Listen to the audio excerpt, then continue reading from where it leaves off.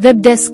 मरूफ इतालवी कार साज company ferry की पहली मुकम्मल इलेक्ट्रिक गाड़ी ने नीलामी में हैरान कुन कीमत हासिल करके नया रिकॉर्ड कायम कर दिया। गैर मुल्की खबर रसां इदारे की रिपोर्ट के मुताबिक फेर्री की लॉस नामी खुसूसी tailor made electric car Monterey car week के दौरान सोतेबीस की चैरिटी नीलामी में $40 मिलियन में फरोख्त हुई।